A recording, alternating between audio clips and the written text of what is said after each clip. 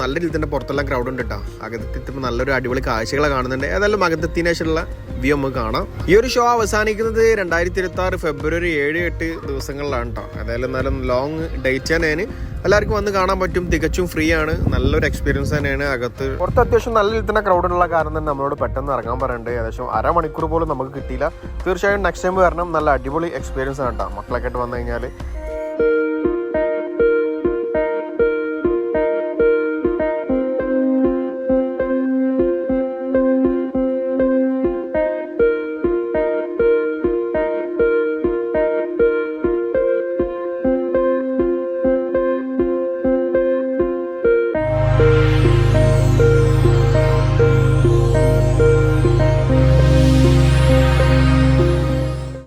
മനസ്സോടെ നമ്മൾ നേരെ പുറത്തേക്ക് ഇറങ്ങണം. എല്ലാവരും ഹാപ്പി അല്ല, എന്നാലും ഒരു ലൈക്കൊക്കെ അടിച്ച് പുറത്തേക്ക് പോകണം. ഇച്ചിരി ചെറിയ രീതിയിൽ ദേഷ്യമൊക്കെ ഉണ്ട്. ഏതായാലും പുറത്തിറങ്ങി നമ്മൾ നേരെ കണ്ടത് ഒരു വാട്ടർ ഡാൻസ് ആയിരുന്നു. ഇത്രയും വീണ്ടും നമ്മൾ പുറത്തിറങ്ങിയപ്പോൾ അൺഎക്സ്പെക്ടഡ് ആയിട്ട് നമുക്കൊരു സ്റ്റേജ് പ്രോഗ്രാം ഷോ വീണ്ടും കണ്ടിട്ട്. പ്രോഗ്രാമിനെ കുറിച്ച് ഡീറ്റെയിൽസ് ഒന്നും അറിയില്ല.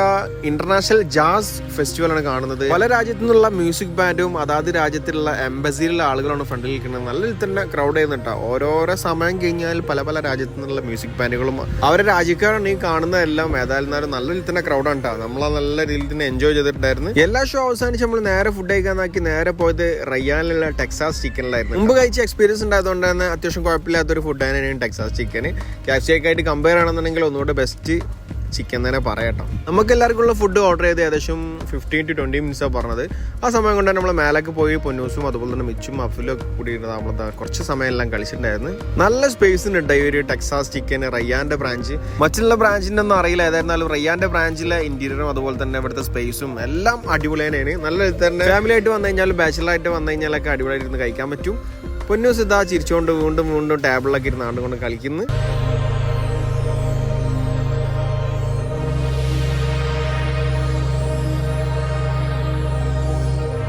നീണ്ട 15-20 മിനിറ്റിന് ശേഷം നമുക്ക് ഫുഡ് എത്തിയിട്ടാ. നല്ല അടിപൊളി സ്റ്റൈലിൽ തന്നെ വരെ കൊടുക്കുന്നുണ്ട്.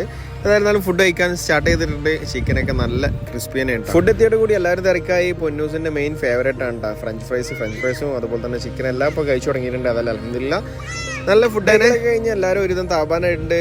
അപ്പലും അതുപോലെ തന്നെ മിച്ചൊക്കെ പൊന്നൂസിനോട് ടാറ്റ പറഞ്ഞ് പോവാണ്.